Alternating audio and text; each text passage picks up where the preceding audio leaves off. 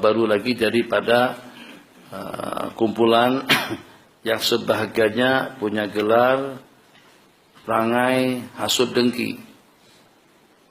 Perangai hasad dengki, PhD. Jadi tentang qadha sembahyang, coba kita berbicara secara rasional sekarang. Sebelum kita berbicara dengan dalil. Yang walaupun ini sudah basi, sudah 1000 kali sudah pernah kita sebut tentang orang yang tidak sembahyang atau tentang mereka-mereka yang meninggalkan sembahyang secara sengaja. Jadi karena tadi panduannya kepada hadis, Nabi kita bersabda mana ma'an salat itu sudah lewat dan kita baca. Kemarin panjang kita ulas. Mana ma'an salatin au nasiha fal yusalliha idza dzakaraha. Barang siapa ketiduran sehingga sampai meninggalkan sembahyang, barang siapa ketiduran meninggalkan sembahyang atau kelupaan sehingga sampai meninggalkannya, hendaklah dia mengerjakannya pada waktu dia sadar ataupun juga jaga. Mana ma'an salatin aw nasiyaha fal yusalliha idza dzakaraha. Jadi yang disebutkan di dalam hadis tadi itu dua. Satu karena kelupaan, karena asyik dengan bola sepak, karena asyik dengan grup WhatsApp, karena asyik dengan Facebook, karena asyik dengan tontonan, karena asyik dengan makanan, karena asyik dengan politik, sehingga sampai tak sedar waktu masuk sampai keluar waktunya, sampai habis waktunya. Nabi kita bersabda, fal yusalliha idza dzakara. Yang kedua orang yang ketiduran. Nabi kita bersabda tidak ada taksir dalam tidur, inamat taksiru fil yaqadha. Ketaksiran itu kalau pada waktu kita jaga, maksudnya meninggalkan secara sengaja. Jadi daripada hadis tadi itu, hadis mewajibkan qadha sembahyang bagi orang yang ketidur dan juga bagi orang yang meninggalkannya secara terlupa.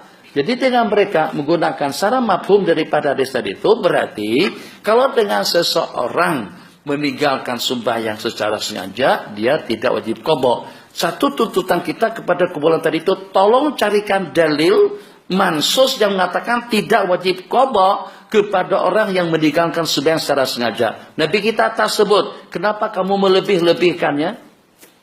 Satu. Kemudian yang kedua, kita guna bahasa kias. Kita ada bahasa kias. Bahasa kiasnya seperti apa? Kalau dengan orang yang terlupa, keringanan hukum kepada orang yang terlupa, keringanan hukum kepada orang yang tersalah, keringanan hukum itu berlaku kepada orang yang tertidur. Nabi kita bersabda dalam sebuah hadis, Robi al-qalamu an salas, diangkat hukum daripada 3 golongan, anin naim. Yang pertama, qala Robi al-qalamu an salas, anin naim hatta yastaqis. Kemudian yang kedua, anin nasi, anin naim, anil mukrah, anil khata. Rupi'a an ummati al-khata'u wa nisyan wa mastukrihu alaihi. Telah diangkat hukum taklid atau hukum cara kepada orang yang keliru, yang tersalah, kepada orang yang terlupa, dan juga kepada orang yang dipaksa. Rupi'a al-qalamu anil khata'i wa nisyan wa mastukrihu alaihi, kepada orang yang dipaksakan. Berarti daripada 3 buah hadis tadi itu, kalau seandainya di waktu terlupa saja wajib diqadha, bagaimana kalau pada waktu secara sengaja? Jadi misalnya, masya Allah tabarakallah, kalau kita tampar seseorang, tanpa tumbuk. Kalau kita tumbuk seseorang secara terlupa, itu kita maafkan, atau tidak ada sanksian apa-apa. Tapi kalau kita tampar sekarang secara sengaja, nah itu tak ada masalah. Jadi kamu tidak boleh lawan, sebab aku bukunya secara sengaja. Yang kamu, kalau seandainya dipukul secara nisyan, secara terlupa, misalnya, kalau seandainya nisyanan, itu kita kena toleransi. Tapi kalau pada itu secara sengaja, kita kena toleransi juga. Secara sengaja dia pukul. Tadi itu tersilapnya. Atau itu apa, kita maafkan yang tersilap. Tapi kalau sengaja pukul, dimaafkan juga. Secara sengaja dia pecahkan, atau dia hancurkan, atau dia kemekan kereta kamu. Bang! Apakah sama dengan orang yang melanggar kereta kita secara tidak disengaja? Kita akan toleransi dengan yang tidak bersengaja. Tapi yang sengaja tabrak, awak tak tengok lah. Menjerit kita seperti itu. Jelas-jelas kereta kita parking depan kereta dia. Tetap juga dia langgar. Bong! Beda hanya kalau patut di atas diri, dia tertidur. Tuh boleh kita maafkan.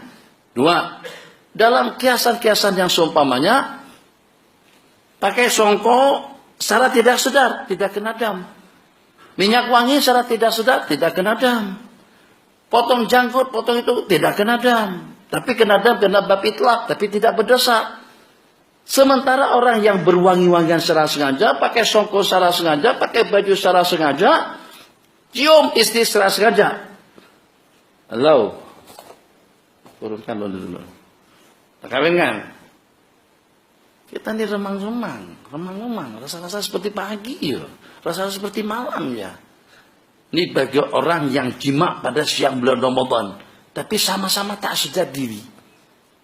Batal tak puasanya? Hah? Jima siang bulan Ramadan, tapi tak sadar diri. Tak sadar diri. Batal tak puasanya? Hah? Tak tahu atau tak batal?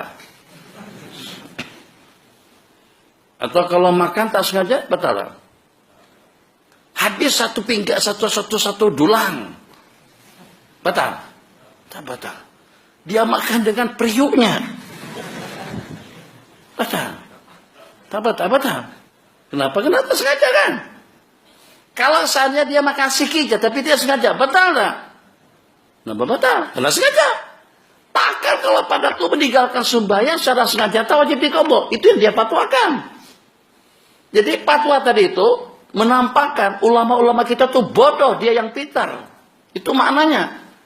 Kamu tuh bulu kaki mereka saja tidak ada. Paling tidak kalau nak sebutkan juga, sebutkan. Tapi jangan sampai kamu keluarkan fatwa untuk menyamarkan atau juga untuk mengelabui remaja-remaja muslim.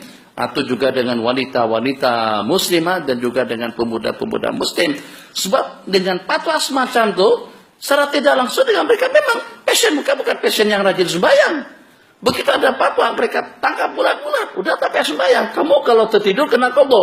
Kalau terlupa kena qadha. Kalau kamu tak payah mengqadha sembahyang, tinggalkan secara sengaja. Siapa? Rusaymi yang punya fatwa. Tidak boleh begitu.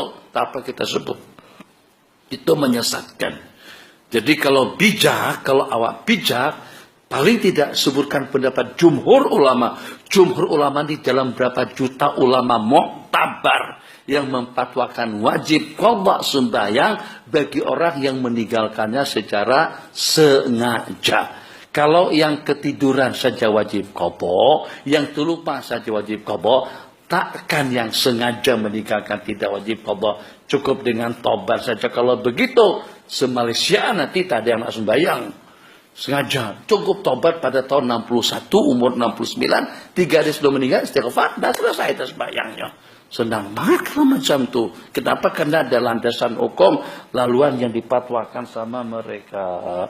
Jadi seperti bab jima tadi itu. Jima siang Ramadan kalau sengaja, kena fidyah. Kalau tak sengaja lepas. Jadi hukum itu akan lebih ketat kepada orang yang bersengaja. Lihat kes pembunuhan. Wa man qatala mu'mina muta'ammidan fajazauhu jahannam. Itu kena ta'ammud. Orang yang membunuh seorang mukmin secara sengaja, balasannya neraka jahanam. Fajazauhu jahannamu khalidan biha wa ghadiballahu alaihi wa la'anahu wa a'addalahu adzaban alima. Ada berapa azab yang dijanjikan oleh Allah? Tapi yang sebaliknya, faman qatala mu'minan khata'an, langsung saja pada tahriru raqabatin, wajib membebaskan hamba saya, tapi tidak dikisas. Tidak ada ancaman neraka kepada orang yang membunuh secara keliru.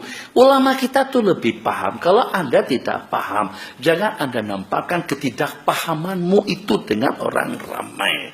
Kalau tidak pun Anda bertoleransi. Sebab di fatwa daripada ulama-ulama besar, Imam Ibn Taimiyah itu hanya satu. Jadi beliau yang pertama sejak daripada 6 abad yang sebelumnya, tidak ada fatwa yang mengatakan orang yang meninggalkan sembahyang secara sengaja boleh tidak diqadha. Hanya cukup dengan istighfar saja. Hadza wabillahi taufik. Hadis yang tadi itu panjang lagi. Tentang isna'u li ali Ja'far ta'aman, buatkan sajian hidangan makanan kepada